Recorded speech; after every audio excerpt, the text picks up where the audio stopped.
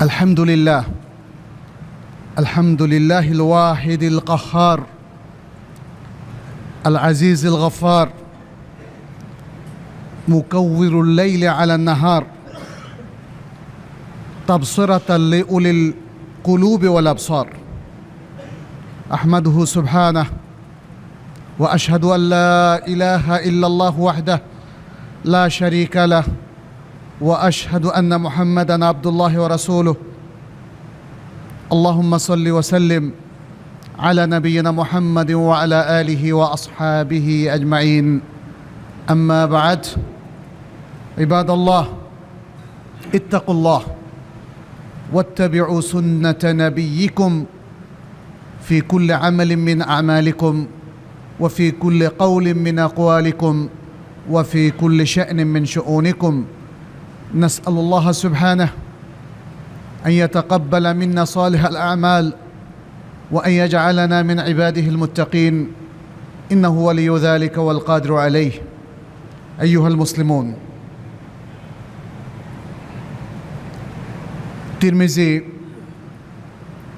নবী সাল্লাল্লাহু আলাইহি ওয়াসাল্লাম থেকে একটি হাদিস বর্ণনা করেছেন আমির ইবনে মাসউদ রাদিয়াল্লাহু তাআলা আনহুর সনদে নবী সাল্লাল্লাহু আলাইহি ওয়াসাল্লাম বলছেন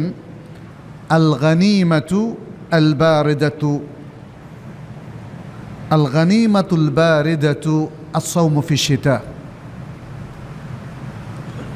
শীতকালে সিয়াম পালন করা একটি গনিমত যা খুব সহজ। এখানে বারেদা বলা হয়েছে ঠান্ডা এর শাব্দিক অর্থ, কিন্তু এখানে বলা হচ্ছে যেটা সহজেই অর্জন করা যায় এমন গনিমত, সেটি হচ্ছে আস-সাওমু ফি শিতা, শীতকালে সিয়াম রাখা। আবু হুরায়রা রাদিয়াল্লাহু তাআলা আনহু বলতেন আলা আদুল্লুকুম আলাল গানিমাতিল বারিদা ক্বালু বালা ফায়াকুলু আস-সিয়ামু ফি শিতা। তিনি বললেন, জিজ্ঞেস করলেন, আমরা কি তোমাদেরকে একটা ঠান্ডা তথা সহজ গনিমতের উপর পথ দেখিয়ে দিব? শ্রোতারা বললেন যে হ্যাঁ, দেখিয়ে দিন। তিনি বললেন সেটা হচ্ছে আস-সিয়ামু ফি শিতা, শীতকালে সিয়াম পালন করা। শীত অলরেডি আমাদের কাছে চলে এসেছে, যদিও বৈশ্বিক আবহাওয়া পরিবর্তনের কারণে আজকাল শীত দেরি করেই আসে। এমন একটা সময় ছিল, আমরা আমাদের ছোট সময় দেখেছি অক্টোবর মাস থেকে শীত শুরু হয়ে যেত, আর এখন অক্টোবর মাসটা হচ্ছে গরমের মাস। নভেম্বরও প্রায় শেষ হতে চলল, মাত্র শীত শুরু হলো। আশা করি যে আমাদের দেশে হয়তো আগামী ডিসেম্বর, জানুয়ারি, ফেব্রুয়ারি 3 মাস শীত থাকবে, মার্চেও কিছু শীত হয়তো পড়তে পারে। তার মানে এখন হচ্ছে শীতের মৌসুম। শীতের মৌসুমে আমরা কি কি ইবাদত করতে পারি সেই নির্দেশনা কিন্তু কোরআন হাদিসে আছে। হয়তো আমাদের মধ্যে এটা নিয়ে আলোচনা হয় না, আমরা আজকে সে আলোচনাটাই করব। শুরুতেই যে হাদিসটি আপনাদের সামনে পেশ করেছি, এটি শাইখ আলবানী শুদ্ধ বলেছেন। আল গানিম আল বারেদা সম্পর্কিত যে হাদিসটি শেখ আলবানী শুদ্ধ বলেছেন, সহি বলেছেন। ওলামায়ে কেরাম বলেছেন আল গানিমা আল বারেদা মানে আল গানিমা আস-সাহলা আই সাহলাতুল মানাল, সহজেই যেটাকে পরিপালন করা যায়, পাওয়া যায় এমন গানিমত। আর বারেদা বলা হচ্ছে কারণ এটা ফি মৌসুমিল বুরুদা, শীতের মৌসুমে, ঠান্ডার মৌসুমে এই গনিমতটা পাওয়া যাচ্ছে বলে এটাকে আল গানিমা আল বারেদা বলা হচ্ছে, কারণ শীতকালে কোনো গরম নেই, শীতকালে ঠান্ডাই থাকে। ইবনু রাজব রাহমাহুল্লাহ, তিনি প্রখ্যাত একজন ইমাম ছিলেন, তার অনেকগুলো সুন্দর সুন্দর বই আছে এবং ইসলামের উপর চমৎকার সব আলোচনা আছে। তিনি বলেছেন কিয়ামু লাইলি শিতাই ইয়াদিলু সিয়ামা নাহারিস সাইফ, শীতের রাতে সালাত পড়া এটা গরমের দিনে সিয়াম পালন করার সমান। শীতের রাতে কিয়ামুল লাইল আদায় করা অর্থাৎ রাতের সালাত পড়া গরমের দিনে সিয়াম পালন করার সমান। কেন বলেছেন? কারণ শীতের রাতটা অনেক লম্বা, অতএব অনেক লম্বা সময় ধরে আপনি কিয়ামুল লাইল বা রাতের সালাতটা আদায় করতে পারেন। আর গরমকালে দিনটা বড় আর রাতটা ছোট, তাহলে অনেক লম্বা দিনে সিয়াম পালন করে আপনি যে সওয়াব পাবেন, তাহলে অনেক লম্বা রাতে কিয়ামুল লাইল করে আপনি সেই সওয়াবটা পাবেন। এটাই তিনি আসলে তুলে ধরেছেন। ওমর রাদিয়াল্লাহু তাআলা আনহু থেকে সাব্যস্ত হয়েছে, তিনি বলেছেন, আশ-শিতাউ গানিমাতুল আবিদিন, আশ-শিতাউ গানিমাতুল আবিদিন। যারা ইবাদত করে তাদের জন্য শীতের মৌসুমটা হচ্ছে একটা গনিমত, একটা গনিমত। আবু নুআইম এটি বর্ণনা করেছেন, এই আসারটি বর্ণনা করেছেন সহিহ সনদে। আর আরেকটা হাদিস যেটাকে ওলামায়ে কেরাম হাসান লেগাইরিহি বলেছেন, অর্থাৎ দলিল গ্রহণ করা যায় এমন হাদিস, সেখানে এসেছে যে আশ-শিতাউ রাবিউল মুমিন, আশ-শিতাউ রাবিউল মুমিন, শীত হচ্ছে মোমেনদের বসন্ত, শীত হচ্ছে মোমেনদের জন্য বসন্ত। বসন্তকালকে জগৎবাসীরা সাধারণত সবচেয়ে সুন্দর মৌসুম বলে, কারণ এটা না শীত না গরম, নাতিশীতোষ্ণ মৌসুম, যেখানে মানুষ হয়তো আনন্দ উল্লাস করে ইত্যাদি। তাদের কাছে সেটাই লোক্রেটিভ, সেটাই আকর্ষণীয়। কিন্তু মোমেনের কাছে আকর্ষণীয় সেটার চাইতে শীতকাল, কারণ এই শীতকাল হচ্ছে তার মৌসুমুল ইবাদাহ, ইবাদার মৌসুম। এই শীতকালে সে সমানে সিয়াম রাখতে পারে। শীতকালটা, শীতের কারণে আমাদের অনেক কষ্ট হলেও সবাই কিন্তু অন্য যে কোনো মৌসুমের চাইতে শীতকালটাকে পছন্দ করে, কারণ এই শীতটা শুকনো মৌসুম, চলাফেরা করতে অসুবিধা। আবার যদি বেশি শীত পড়ে তাহলে তো তার শীত নিবারণের জন্য আপনার কোট আছে, আপনার কম্বল আছে, চাদর আছে, শাল আছে, তাই না? শীতটাকে যে কেউ নিবারণ করতে পারে। এই জন্য শীতের দেশগুলোতেও দেখবেন যে মানুষ আপাদমস্তক শীতের কাপড় দিয়ে শরীর ঢেকে রাখে। এখানে আল্লাহর আরেকটা চমৎকার নিদর্শন আছে, একটা চমৎকার লেসন আছে। যদি পৃথিবীবাসী একটু চিন্তা করে তাহলে বুঝতে পারবে। দেখবেন যে আমাদের সমাজে একদল মানুষ পর্দা বিরোধী বক্তব্য রাখে, মেয়েদেরকে পর্দার কারণে অবরোধ বাসেনি বলে গালি দেয়, অথবা বলে যে আমরা তাদেরকে ঢেকে ঢুকে রাখছি, তাদেরকে প্রকাশিত হতে দিচ্ছি না এবং তাদের অধিকার ক্ষুণ্ণ করছি। ওয়াল-ইয়াযু বিল্লাহ। এটা কি ঠিক? তাহলে শীতকালে সারা পৃথিবীর সমস্ত মানুষ তারা আপাদমস্তক সব কিছু ঢেকে রাখে কেন? ইউরোপ, আমেরিকা, আপনি গরমকালে যান দেখবেন সবাই ওপেন, কিন্তু শীতকালে যান আপনার পরিবারের মেয়েরা যে পর্দা করে তার চাইতে অনেক বেশি পর্দা করে তারা। কিন্তু এই পর্দাটা আল্লাহর ভয়ে করে না, এই পর্দাটা তারা শীতের ভয়ে করে। এই শীতকে সৃষ্টি করেছেন কে? আল্লাহ, সুবহানাল্লাহ। তাহলে এর সমালোচনা করেন না কেন আপনারা? যে আপাতমস্তক সে শীতের ভয়ে ঢাকছে, এবং আমাদের মুসলিম নারীরা সে আপাতমস্তক ঢাকছে আল্লাহর ভয়ে, তাহলে আল্লাহকে ভয় পাওয়া কি অপরাধ? আল্লাহকে ভয় পাওয়াটা কি অন্যায়? আল্লাহর ভয় যদি মানুষ ভালো হয়ে যায় সেটা কি তাহলে ভুল? অবশ্যই নয়, অবশ্যই নয়। সুতরাং আসলে আধুনিক শিক্ষা মানুষের যে সুন্দর স্বাভাবিক আকলে সালিম, সুস্থ আকল, বিবেক, বুদ্ধি আল্লাহ দিয়েছেন সেটাকে একদমই নষ্ট করে দিয়েছে। তথাকথিত পাশ্চাত্য শিক্ষিতরা তাদের বিচার করার যে নীতি, যে মিজান, যে পাল্লা, সেটা নষ্ট হয়ে গেছে। তারা ইসলাম পালনকে খারাপ দৃষ্টিতে দেখছে, অথচ সমাজের দুর্নীতিকে তারা সহ্য করে নিচ্ছে। তারা পৌত্তলিকতাকে খারাপ দেখছে না, তাওহীদ পালনকে খারাপ হিসাবে দেখছে। এটা আমাদের জন্য দুর্ভাগ্যজনক। তারা পর্দাহীনতাকে, অশ্লীলতাকে তারা সমালোচনা করছে না, তারা শালীনতাকে এবং পর্দাকে তারা খারাপ হিসাবে দেখছে এবং তারা সমালোচনা করছে। ইন্না লিল্লাহি ওয়া ইন্না ইলাইহি রাজিউন। আজকের আধুনিক শিক্ষা ব্যবস্থা মানুষের মধ্যে এ বিচ্যুতি ঘটিয়েছে। তথাকথিত আধুনিক শিক্ষা ব্যবস্থা মানুষের বিবেককে মেরে ফেলেছে। মানুষের সততাকে, মানুষের শালীনতাকে, মানুষের সুন্দর চেতনাকে, মানুষের সুন্দর আখলাককে নষ্ট করে দিয়েছে। তাহলে এগুলো পেতে হলে আমাদেরকে আবার ইসলামের কাছে আসতে হবে, আমাদেরকে আসতে হবে আল কোরআনের কাছে, আর সুন্নাহর কাছে, আমাদেরকে আল্লাহর কাছে ফিরে আসতে হবে। তাহলে আবার মানুষের মধ্যে সৌন্দর্যগুলো প্রকাশ পাবে।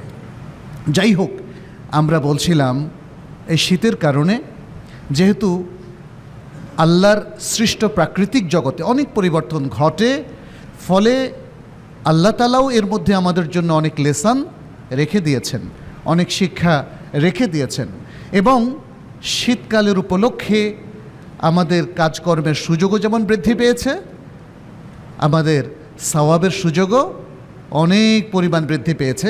আমাদের পরবর্তী আলোচনায় হয়তো সেটা ক্লিয়ার হবে ইনশাআল্লাহ।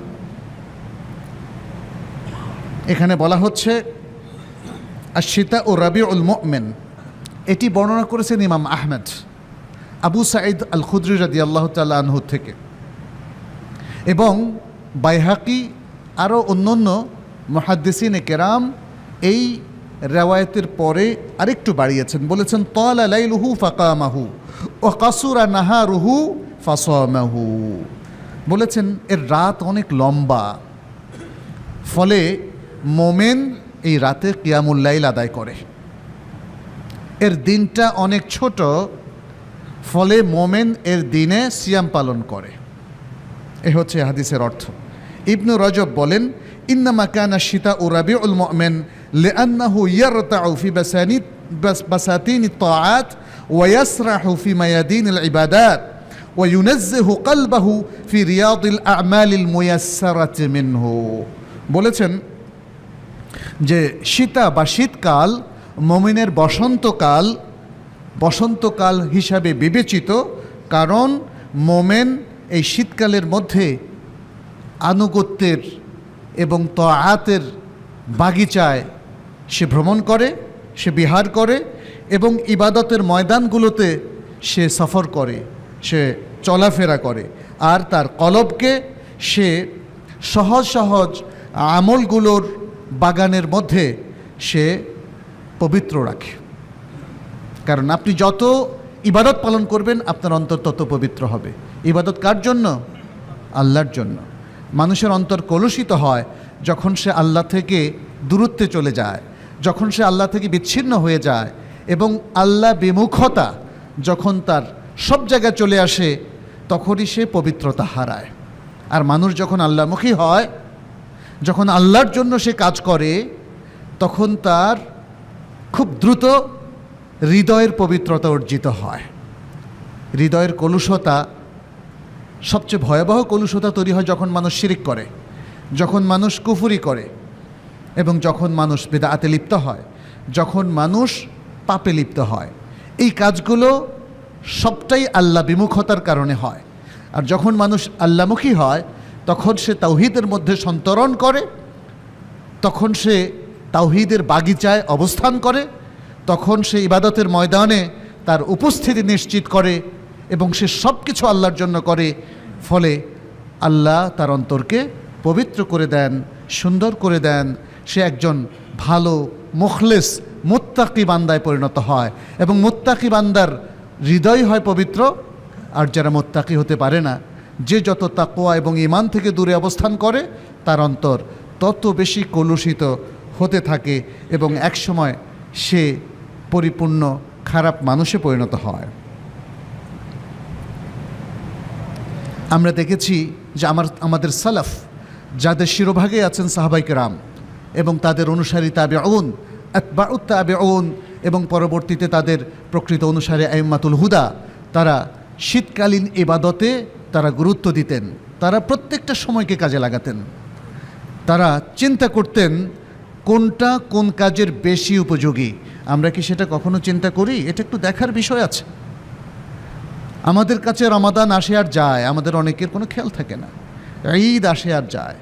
আমরা খুবই আশ্চর্য হয়ে লক্ষ্য করছি যে আমাদের সমাজে মানুষ যে উপলক্ষগুলো বেদাহ, যে উপলক্ষগুলো পাপের উপলক্ষ, সেগুলো নিয়ে মানুষ বেশি ব্যস্ত থাকে। আপনি দেখেন 31st নাইট, আপনি দেখেন ভ্যালেন্টাইন্স ডে, আপনি দেখেন পহেলা বৈশাখ, অথবা নববর্ষপূর্তি অথবা মৃত্যুবার্ষিকী অথবা জন্মবার্ষিকী, দেখেন মানুষ এগুলো নিয়ে উল্লাসিত হয়, তাই না? এগুলো পরিপালনের জন্য আজকে মানুষ লক্ষ লক্ষ মানুষ এগুলোর জন্য উদ্বুদ্ধ থাকে। কিন্তু ইসলামের যে মৌলিক এবং চমৎকার উপলক্ষগুলো, সেগুলো কিন্তু আমরা ভুলতে বসেছি। সেগুলো আমাদের কাছে নিছক ধর্মীয় উপলক্ষ হিসাবে আমরা সেগুলোকে মনে করছি, গণ্য করছি, এবং সেগুলোর মধ্যে যে ফজিলত সেগুলো আমরা অনেকেই পালন করছি না। যদিও আসার কথা, আলহামদুলিল্লাহ এই প্রচার মাধ্যমে মানুষ এখন অনেক কিছু জানতে পারছে, ফলে যেগুলো মানুষের মন থেকে চলে যেতে বসেছিল আজকে আবার সেগুলো মানুষের সামনে চলে এসছে। মানুষ এখন আশুরার উপলক্ষের কথা জানে, আরাফার কথা জানে, মানুষ এখন রমাদানের সিয়াম ছাড়াও অন্য অনেক সিয়াম রাখার উপলক্ষগুলো জানে। আইয়ামুল বীদ, তারপরে সোমবার এবং বৃহস্পতিবার, কিংবা দাউদ আলাইহিসসালামের সিয়ামের যে পদ্ধতি, যেটা রাসূলুল্লাহ সাল্লাল্লাহু আলাইহি সাল্লাম তিনি সেটাকে রেকমেন্ড করেছেন, এরকম সব কিছু জানার কারণে আজকে আমরা লক্ষ্য করছি আলহামদুলিল্লাহ আমাদের সমাজের সচেতন শিক্ষিত মানুষেরা আবার ইসলামের মৌলিক দিকগুলোতে ফিরে এসেছেন। আমরা আল্লাহর প্রশংসা করি যিনি আমাদেরকে আবারও হেদায়েতের দিকে ফিরে আসা তৌফিক দিয়েছেন। আপনাদের প্রতি আহ্বান যে পড়াশোনা করতে হবে, জানতে হবে, বুঝতে হবে এবং আমল করতে হবে। যাই হোক, এখানে আমরা সালাফের কাছ থেকে আরও কয়েকটা সুন্দর কথা শুনতে পাই, যারা শীতকাল সম্পর্কে বেশ কিছু ভালো ভালো কথা বলেছেন। যেমন ইবনে মাসউদ রাদিয়াল্লাহু তাআলা আনহু তিনি বলেছেন, মারহাবাম বিশশিতা, শীতকালকে স্বাগত জানাই। মারহাবাম বিশশিতা তানজিলু ফীহিল বারাকাহ ওয়া ইয়াতুলু ফীহিল লাইল ওয়া ইয়াতুলু ফীহিল লাইলু লিল কিয়াম ওয়া ইয়াকসুরু ফীহিন নাহারু লিসিয়াম। শীতকালকে স্বাগত জানাই, এই সময়ের মধ্যে আল্লাহর পক্ষ থেকে বারাকা নাজিল হয়, রাত অনেক লম্বা হয়ে যায় কিয়ামুল লাইল আদায়ের জন্য, দিন অনেক ছোট হয়ে যায় সিয়াম পালনের জন্যে। ওবায়দ ইবনে উমাইর রাহমাহুল্লাহ তিনি বলছেন, অথবা তার কাছ থেকে এটা বর্ণনা করা হয়েছে যে যখন শীতকাল আসতো তিনি বলতেন, ইয়া আহলাল কোরআন, ইয়া আহলাল কোরআন, হে কোরআনের বন্ধুরা। এখানে কোরআনের বন্ধু কারা? যারা কোরআন তিলাওয়াত করে। হে কোরআনের সাথীরা, হে কোরআনের সাথীরা, তালা লাইলুকুম লিকিরাআতিকুম ফাকরাউ, তোমাদের রাত কোরআন তেলাওয়াতের জন্য অনেক লম্বা হয়ে গেছে, অতএব তোমরা কোরআন তেলাওয়াত করো, কোরআন পড়ো। ওয়া কাসুরান নাহারু লিসিয়ামিকুম ফাসুমু, আর তোমাদের সিয়াম রাখার জন্য দিন ছোট হয়ে গেছে, অতএব তোমরা সিয়াম রাখো। সুতরাং সে কথায় আবারও আমরা ফিরে যাই যে রাতের সালাত যতটুকু সম্ভব আমরা করব, আর দিনের বেলায় আমাদের জন্য সবচেয়ে উত্তম হচ্ছে সিয়াম ও দাউদ, সেটি পালন করা, অর্থাৎ একদিন সিয়াম রাখবেন আরেক দিন ভাঙবেন। যদি এটাও কঠিন হয়ে যায় তাহলে সোমবার এবং বৃহস্পতিবার প্রতিদিন দুটো করে, প্রতি সপ্তাহে দুটো করে সিয়াম রাখেন, প্রতি সপ্তাহে দুটো করে সিয়াম রাখা যায়। ইয়ামুল ইতনাইন ওয়া ইয়াউম আল খামিস, সোমবার এবং বৃহস্পতিবার। যদি সেটাও কঠিন হয়ে যায় তাহলে আইয়ামুল বীদ 13, 14 এবং 15 তারিখে সিয়াম পালন করুন। এই শীতের মৌসুমে প্রত্যেক মাসে 3 থেকে 4টা মাস শীতের মৌসুমে আমরা পাচ্ছি। আর যারা শীতের দেশে আছেন, সেই ইউরোপ, আমেরিকা কিংবা মেরু অঞ্চলের মানুষ, তাদের তো 6 মাসেরও বেশি হচ্ছে শীত। যদি সেটাও কঠিন হয় তাহলে রাসূল সাল্লাল্লাহু আলাইহি ওয়াসাল্লামের হাদিস কিন্তু আমাদেরকে আরও অপশান দিচ্ছে। আপনি 3টা সিয়াম পরপর রাখবেন মাসের শুরুতে, অথবা মধ্যে যেটা আইয়ামুল বীদ বলা হয়, অথবা শেষ। কি চমৎকার সুযোগ আমাদেরকে দেওয়া হয়েছে, আমরা কি সে সুযোগটা নিচ্ছি? আর সিয়াম আর শীতা বা শীতকালকে আল্লাহ তাআলা ছোট করে দিয়েছেন এই সিয়ামের জন্য। এজন্যে আরও একটা কথাও আমরা একটু খেয়াল রাখতে পারি, সেটা হচ্ছে আমাদের যে সকল ভাইয়ের শরঈ উযরের কারণে রমাদানের সিয়াম ভঙ্গ হয়েছিল, হয়তো সফরের কারণে অথবা অসুস্থতার কারণে। আমাদের বোনদের এই দুটো কারণ ছাড়াও আরও ভিন্ন আরেকটি কারণ আছে, সেটি হচ্ছে তাদের মাসিকের কারণেও তারা যে সিয়ামগুলো ভাঙতে বাধ্য হয়েছিল, সেই সিয়ামগুলো কিন্তু তারা খুব সহজেই এই শীতকালের মধ্যেই তারা রেখে ফেলতে পারে।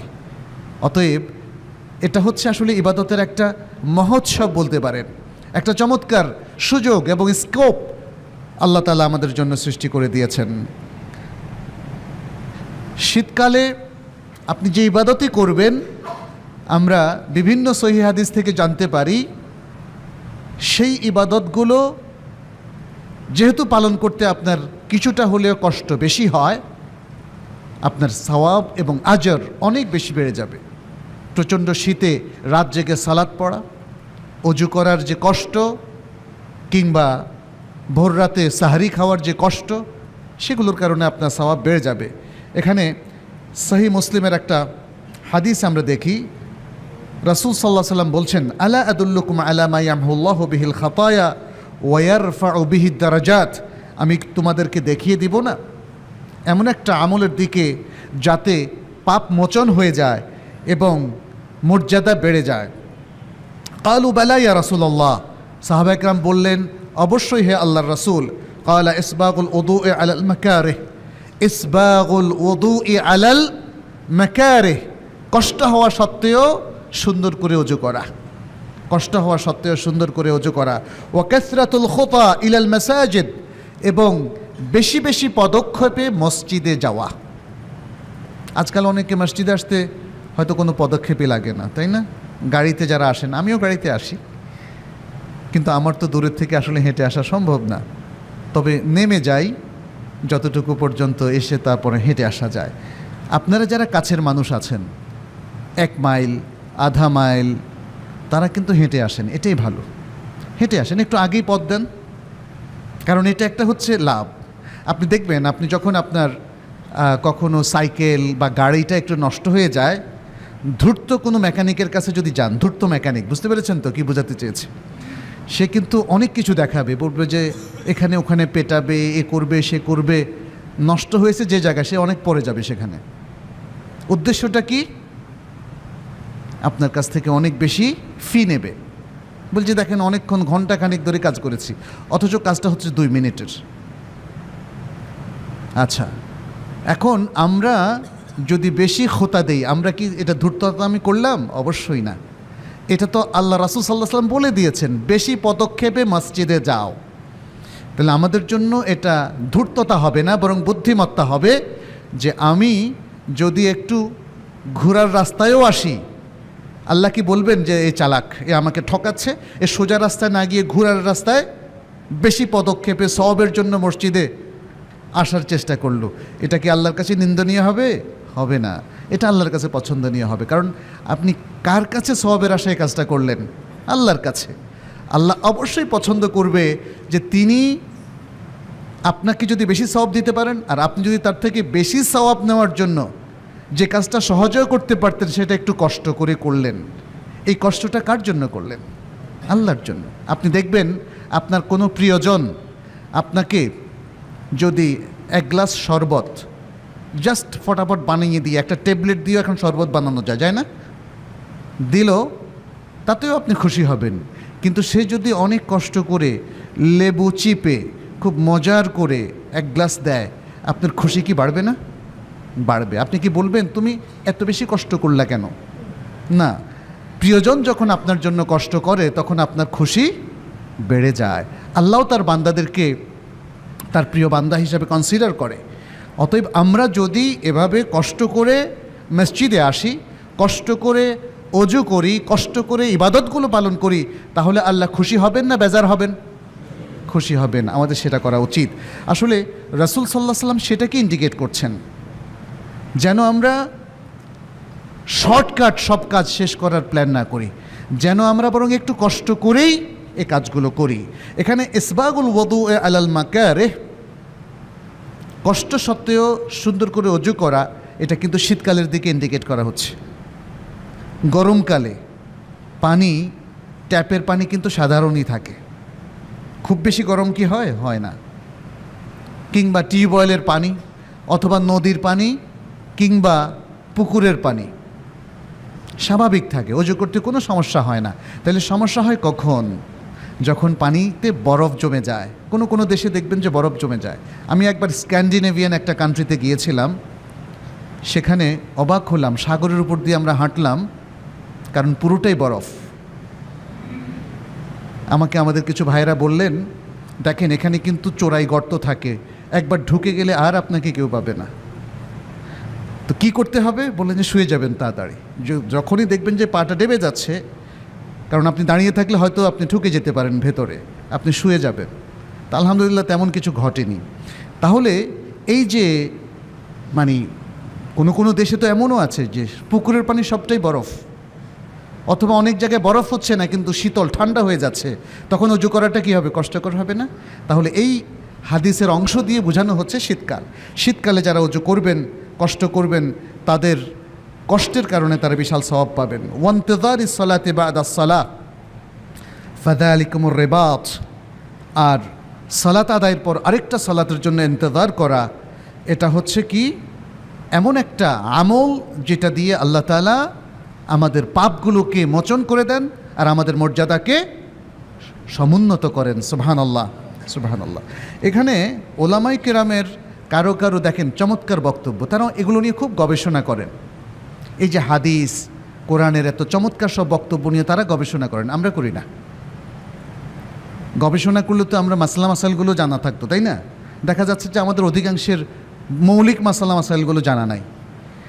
আর কোরআন হাদিস শোনার পরে এটা নিয়ে একটু গবেষণা করলে আমরা কিন্তু আরও অনেক লেসন, আরও অনেক সুন্দর শিক্ষা নিজেরাই বের করতে পারি, কিন্তু সেগুলো বের করার সময় আমাদের নাই। মুসলিমদের সকল উলামায়ে কেরাম গবেষণামুখী ছিলেন।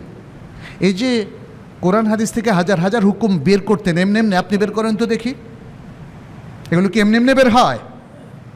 না, গবেষণা লাগে, চিন্তা লাগে, গাউর ফিকির লাগে, তাদাব্বুর লাগে। সেই গবেষণা আমাদের নেই। তো এই হাদিসে আমাদের উলামায়ে কেরাম গবেষণা করে তারা বলেছেন, শীতকালে কেউ যদি ঠান্ডা পানি গরম করে তারপর ওযু করে তাহলেও কি এ ফজিলত পাবে? তারা বলেছেন হ্যাঁ, এই ফজিলত তারা পাবে। মানে কেন পাবে? কষ্ট হলো না তারপরেও কেন পাবে? কারণ এই হাদিসটা শীতকালের দিকে ইন্ডিকেট করছে। সাধারণত এই সময়ে ওযু করাটা আসলে কষ্টকর। শুধু যে ঠান্ডা পানির ইস্যু তা না, আর অনেক ইস্যু আছে। কম্বলের ভিতর থেকে বের হওয়ার ইস্যু আছে না? আপনি পানি গরম করলেন কিন্তু আরও তো ঠান্ডা আবহাওয়া আছে, আপনার হাতটাকে তো খুলতে হবে ঠান্ডার মধ্যে। সুতরাং আপনি যদি গরম পানি দিয়ে ওযু করেন তাহলেও ফজিলত পাবেন। সুবহানাল্লাহ, সুবহানাল্লাহ। এখানে আসলে এই হাদিসটাতে রাসূলুল্লাহ সাল্লাল্লাহু আলাইহি সাল্লাম এই ফজিলতের কথাটা বর্ণনা করে এটাই বুঝাতে চেয়েছেন যে আল্লাহর জন্য যে ইবাদতগুলো আমরা করছি সেই ইবাদতগুলোতে আমাদের কষ্ট হয়, কিন্তু তারপরেও আল্লাহর মুখলেস বান্দারা তারা এটাকে সুন্দরভাবে সুসম্পন্ন করার চেষ্টা করে। এই যে একটা কষ্ট, এবং সে কষ্টটাকে আল্লাহর জন্য তারা অম্লান বদনে সহ্য করে দিচ্ছে, এবং আল্লাহর জন্য যে কাজটা তারা করছে সেটাকে কিন্তু তারা অত্যন্ত সুচারু রূপে সুসম্পন্ন করার চেষ্টা করছে। এই জন্য তাদের এত সওয়াব, এই জন্য তাদের এত সওয়াব। তাহলে এখন আমাদের প্রশ্ন আসে, আমরা ইবাদতগুলোকে সুন্দরভাবে সুচারুরূপে আদায় করছি কি না, নাকি কোনো মতে আদায় করছি? এই প্রশ্নটা কিন্তু আপনার প্রত্যেককে নিজেকে করা উচিত। সালাদটা ঠিকমতো আদায় করছেন কি না? সালাতের ব্যাপারে সবচেয়ে সুন্দর পারফরমেন্স হচ্ছে সালাদটাকে রাসূলুল্লাহ সাল্লাল্লাহু আলাইহি সাল্লামের সালাতের আদলে আদায় করা, তারপরে সেটা তা'দীলুল আরকান মেনটেন করে করা, ধীরে সুস্থে করা, তাড়াহুড়ো না করে সালাদটাকে আদায় করা, সালাদটাকে ওয়াক্ত মতো সুন্দর মতো আদায় করা। রাসূলুল্লাহ সাল্লাল্লাহু আলাইহি সাল্লাম যেখানে লম্বা কেরাত পড়েছেন সেখানে লম্বা কেরাত পড়া, যেখানে শর্ট কেরাত পড়েছেন সেখানে শর্ট কেরাত পড়া। এতগুলো চিন্তা, এতগুলো প্ল্যান কি আমাদের মাথায় আছে যখন আমরা সালাত আদায় করি? তাহলে আপনি আপনার সালাত থেকে কিভাবে সেই বেনিফিটটা পাবেন, যে বেনিফিটটা পেয়েছিলেন সাহাবায়ে কেরাম, যে বেনিফিটটা পেয়েছিলেন আমাদের ইমামগণ, যে বেনিফিটটা পাচ্ছেন আল্লাহর সিনসিয়ার এবং ভালো দক্ষ বান্দাগণ। আমরা দক্ষ কথাটা এখানে ইউজ করলাম। তাহলে দক্ষতার সাথে আপনাকে ইবাদত করতে হবে। আপনি যদি কোনো অফিসে কাজ করেন, সেই অফিসে আপনার মর্যাদা বাড়বে আপনি দক্ষ কর্মকর্তা হলে। আর যদি কর্মচারী হন তাহলে দক্ষ কর্মচারী হলে। কোনো অফিস কি এটা করে যে সেরা অফিসার হিসাবে সবচেয়ে অদক্ষ ব্যক্তিকে নির্বাচন করলো? বলেন তো, কোনো অফিস কি এটা করে সারা পৃথিবীতে কোথাও? কোনো স্কুল বা মাদ্রাসা বা প্রতিষ্ঠান কি এটা করে? সবচেয়ে গবেট এবং সবচেয়ে দুর্বল যে ছাত্র তাকে সেরা ছাত্র হিসাবে স্বীকৃতি দেয়? তাহলে এবার চিন্তা করুন, আমরা আল্লাহর কাছে সেরা বান্দা হতে চাই, অথচ সেরা পারফরমেন্স, সেরা দক্ষতা আমরা প্রদর্শন করি না। আপনি খেয়াল করলে দেখবেন যে সবগুলো হাদিসে দক্ষতার কথা বলা হচ্ছে, এই যে তাকওয়ার কথা বলা হচ্ছে, এই যে ইখলাসের কথা বলা হচ্ছে, এই যে সুন্নাহ অনুসরণের কথা বলা হচ্ছে। এটাই হচ্ছে মুমিনের সবচেয়ে বড় দক্ষতা। মুমিন যদি ইখলাস মিস করে ফেলে, মুমিন যদি সুন্নাহ মিস করে ফেলে, সুন্নাহ অনুসরণ না করে, তার ইখলাস যদি না থাকে, তার তাকওয়া যদি থাকে, তাহলে মুমিন দক্ষতা হারায়। ফলে সে যদি কোনো আমল করে তখন সেটা লোক দেখানো আমলে পরিণত হয়। এই জন্যে লোক দেখানো আমলের মাধ্যমে মুমিন কখনোই আল্লাহর কাছে প্রকৃত সওয়াব অর্জন করতে পারে না। শীতকালীন এই ইবাদতগুলোর মধ্যে কিন্তু এই শিক্ষাগুলোই আমাদের সামনে প্রকটিত হয়। শীতকালে রাত যেহেতু লম্বা, কতক্ষণ ঘুমাবেন বলেন? আমরা আমাদের সালাফদের থেকে শুনতে পেলাম, জানতে পারলাম, তারা বলছেন তালা লাইলুহু লিল কিয়াম, এর রাতটা লম্বা হয়ে যায় কিয়ামুল লাইলের জন্য। কিন্তু যদি আপনি এক ঘুমে রাতটা কাটান, এটা কি লম্বা না ছোট বলেন তো? হ্যাঁ, রাতটা যদি আপনার এক ঘুমে কেটে যায়, আপনি জাগন থাকতে দেখলেন রাত 10টা, ঘুম থেকে উঠে দেখলেন সকাল 6টা, কয় ঘন্টা ঘুমালেন? 8 ঘন্টা। টের পাবেন না, আপনি বুঝতেই পারলেন না, কারণ আপনি 6 ঘন্টা ঘুমান, 7 ঘন্টা ঘুমান, 5 ঘন্টা, 8 ঘন্টা আপনার জন্য ঘুমন্ত ব্যক্তির জন্য সমান। মেদিনা ইউনিভার্সিটিতে আমি যখন প্রথম গিয়েছিলাম 1988 সালে, তখন দেখলাম যে পড়াশোনার ভীষণ চাপ। পরীক্ষার পরে দেখলাম যে লম্বা ঘুম দিতে হলো। এরপরে ঘুমের গল্প শুনলাম আমাদের অনেক বন্ধুদের কাছে, যে সেখানে পরীক্ষার ধকলের কারণে কেউ কেউ একাধারে 36 ঘন্টাও ঘুমায়। আমাদের এক বাঙালি ছাত্রবন্ধু, উনি শেষ পর্যন্ত আমাদেরকে সবার সামনে ডাইনিংয়ে এসে একদিন বললেন যে ভাই, আমি তো 22 ঘন্টা একাধারে ঘুমিয়েছি, আমি চেতনাই পাই নাই। এখন বেচারার তো দোষ নাই, আল্লাহ ক্ষমা করবেন না। এটা উচিত হচ্ছে ঘুম থেকে উঠে পিছনের সালাদগুলো সে পড়ে নেবে। কিন্তু 22 ঘন্টা ঘুমন্ত ব্যক্তি যদি তার নিজের উপর দখল না থাকে, তাহলে সেক্ষেত্রে সে ঘুম থেকে উঠেই সালাত পড়বে। বুখারীর হাদিস আমরা জানি। যাই হোক, সে কথাই বলছি, শীতের রাত অনেক লম্বা, আপনি কিয়ামুল লাইল করতে পারেন, কিন্তু যদি আপনি ঘুমিয়ে থাকেন তাহলে রাতটা আর আপনার জন্য লম্বা হলো না। দেখেন সূরাতুদ যারিয়াতের 17 নম্বর আয়াতে আল্লাহ তাআলা বলছেন, কানু কালিলাম মিনাল লাইলি মা ইয়াহজাউন, কানু কালিলাম মিনাল লাইলি মা ইয়াহজাউন। মুমিনরা রাতের খুব কম অংশই ঘুমায়। এখানে কানু জামা বহুবচনের শব্দ। আমরা জানতাম কি? আমরা জানতাম যে আমাদের রাসূল সাল্লাল্লাহু আলাইহি ওয়াসাল্লাম তিনি রাতের কখনো 1/3 ঘুমাতেন আর 2/3 জাগতেন, কখনো তিনি রাতের অর্ধেক ঘুমাতেন আর অর্ধেক জাগতেন, আবার মাঝে মাঝে তিনি রাতের 2/3 ঘুমাতেন, 1/3 জাগতেন। এটা আমাদের মধ্যে মনে হয় কেউ আমরা রপ্ত করিনি। আল্লাহ আমাদেরকে তৌফিক দান করুন, আমাদেরকে সেই সাহসী ব্যক্তিতে পরিণত করুন যিনি আল্লাহর জন্য রাত জাগবেন। আল্লাহুম্মা আমিন। আর এখানে আমরা দেখতে পাচ্ছি আল্লাহর প্রিয় বান্দাদের, তিনি এখানে ইবাদুর রহমানের কথা এখানে বলা হচ্ছে। কার কথা? ইবাদুর রহমান। ইবাদুর রহমান, আল্লাহর প্রিয় বান্দাদের কথা, গল্প এবং বৈশিষ্ট্য এখানে আল্লাহ তাআলাই তুলে ধরছেন। কানু কালিলাম মিনাল লাইলি মা ইয়াহজাউন, এরা রাতের খুব কম অংশই ঘুমাতো। তার মানে রাতের অর্ধেকের বেশি এরা জাগ্রত থাকে।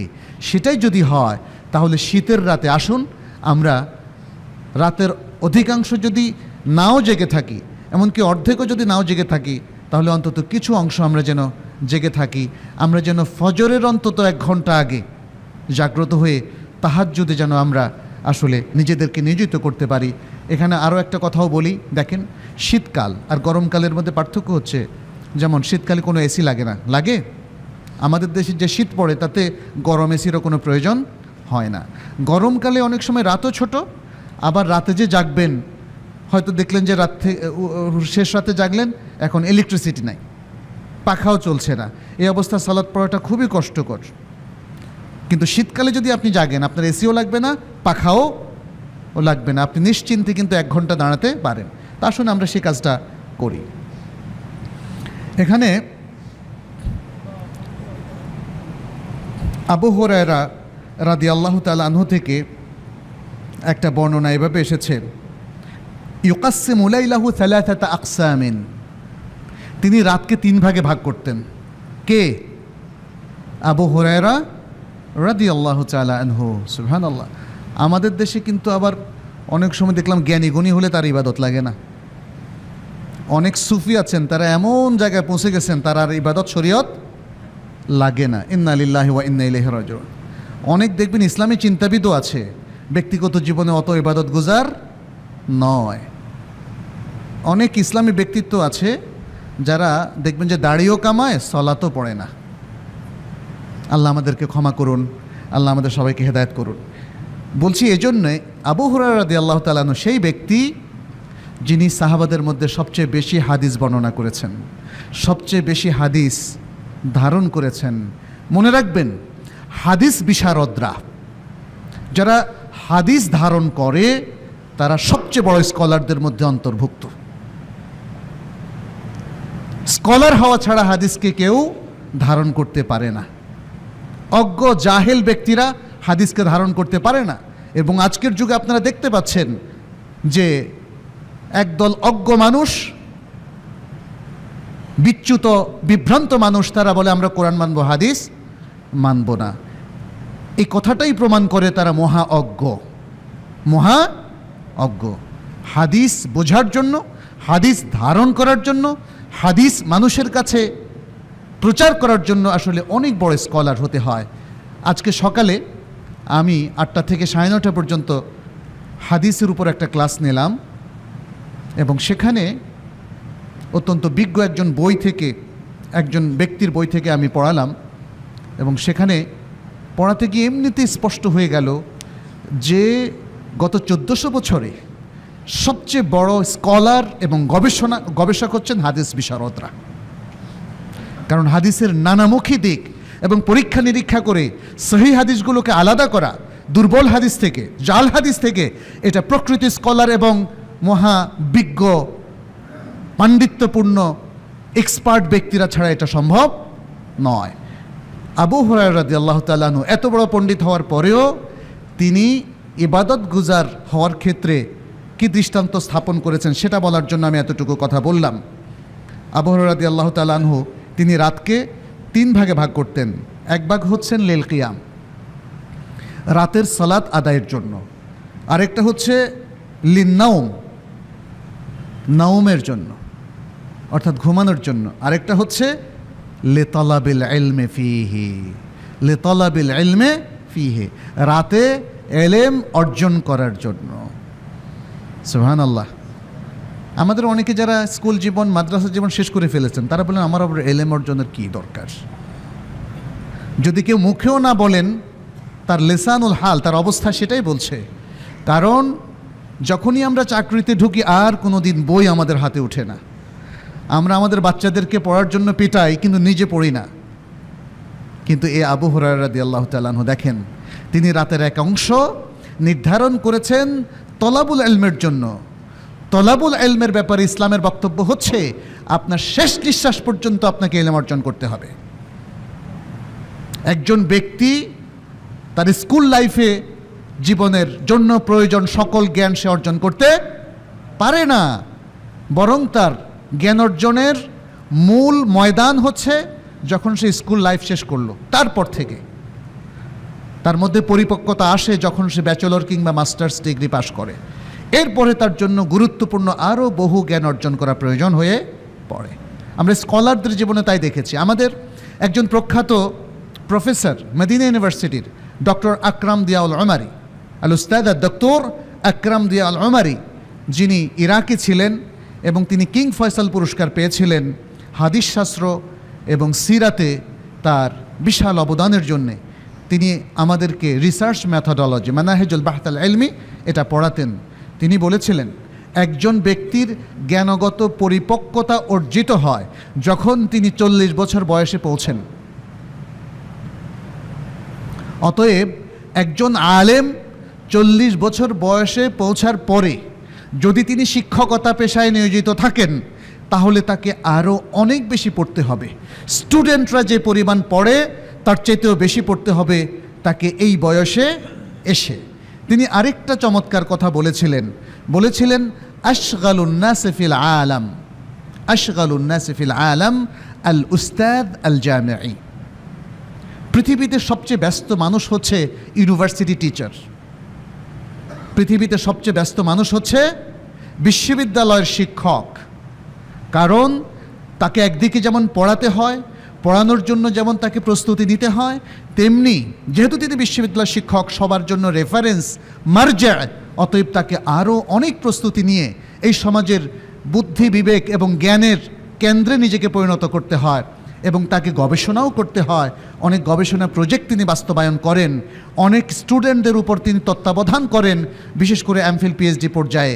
ফলে তাকে অষ্টপ্রহর প্রচুর পড়াশোনা করতে হয় বলেই তিনি পৃথিবীতে সবচেয়ে ব্যস্ততম মানুষ। আজকে আমাদের অবস্থানটা কোথায় সেটা একটু লক্ষ্য করার বিষয়। আমাদের শিক্ষকরা এখন আর পড়ে না, তারা কোচিং করায় স্কুল হলে, কলেজ হলে, আর ইউনিভার্সিটি হলে তারা রাজনীতি করেন, তারা গ্রুপিং করেন। ফলে দেশের জন্য, দশের জন্য, মানুষের জন্য, দ্বীনের জন্য, ইসলামের জন্য চিন্তা, গবেষণা এবং শিক্ষা প্রদানের সময় তাদের নাই। আল্লাহ আমাদের সবাইকে হেদায়েত করুন।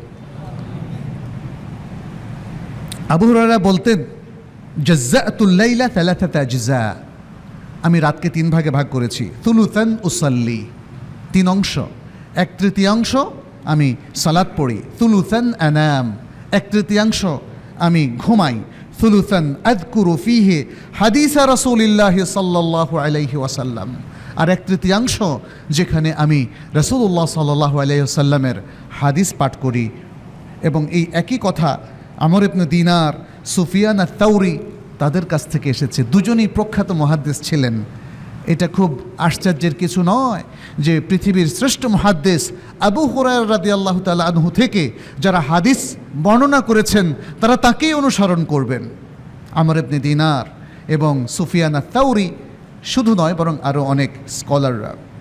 সুতরাং আসুন আমরা রাতের এই সময়টাকে কাজে লাগাই এই 3 ভাবেই।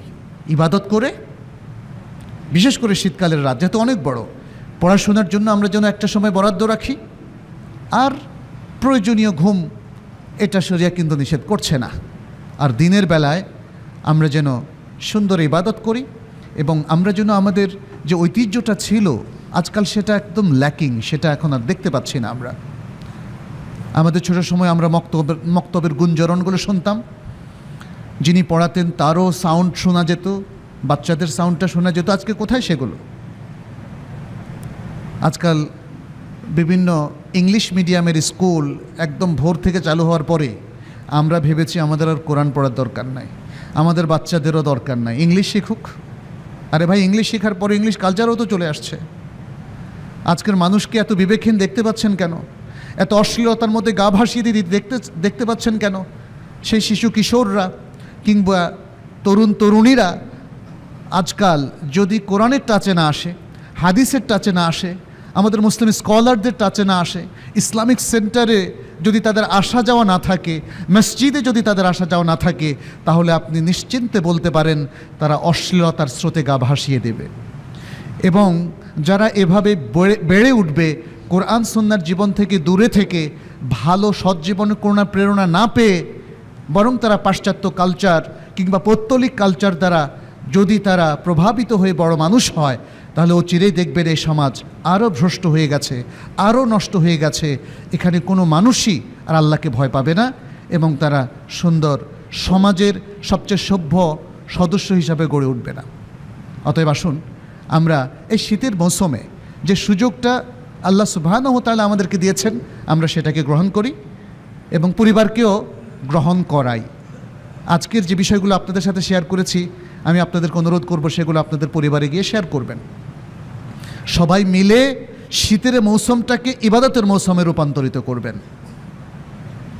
ইবাদতের কিছু একদম যেটাকে আমরা বলি ইনটেক মৌসুম, ইবাদতের ইনটেক মৌসুম, যেমন কি, যেমন রমাদান, যেমন হজের মৌসুম, এগুলো হচ্ছে ইবাদতের ইনটেক মৌসুম, যেটা আল্লাহ তাআলা ঠিক যেভাবে প্যাক আপ করেছেন, প্যাকেজটা দিয়েছেন, সেভাবে মোমেনরা সেটাকে অ্যাকসেপ্ট করে। কিন্তু এর বাইরেও আপনি ইবাদতের মৌসুম নিজের মতো করে মডিফাই করতে পারেন, তৈরি করে নিতে পারেন। সেটা হচ্ছে এই শীতের মৌসুমটাকে, যেখানে অনেকগুলো স্কোপের কথা আমরা বললাম, ইবাদতের সুযোগের কথা বললাম, সেটাকে আপনি আপনার রুটিনে নিয়ে আসেন, সেটাকে আপনি আপনার প্ল্যান এবং পরিকল্পনার মধ্যে নিয়ে আসেন। তাহলে আশা করা যায় যে ইনশাল্লাহ আমরা আল্লাহর দেওয়া প্যাকেজের বাইরেও রাসূল সাল্লাল্লাহু আলাইহি সাল্লামের সুন্নাহকে অনুসরণ করে আরও কিছু সুযোগ তৈরি করতে পারব। আল্লাহ আমাদের সবাইকে তৌফিক দান করুন। আল্লাহ আমাদের সবার ভুল বিভ্রান্তিগুলোকে দূর করে দিন, আমাদেরকে তার দ্বীনের জন্য সুন্দর করে পরিকল্পনা নেওয়ার এবং সেগুলোকে বাস্তবায়ন করার তৌফিক দান করুন। আকুলু কাউলি হাদা ওয়া আস্তাগফিরুল্লাহ লি ওয়া লাকুম ওয়া লিসাইরিল মুসলিমিন ফাস্তাগফিরুহু ইন্নাহু হুয়াল গাফুরুর রহিম।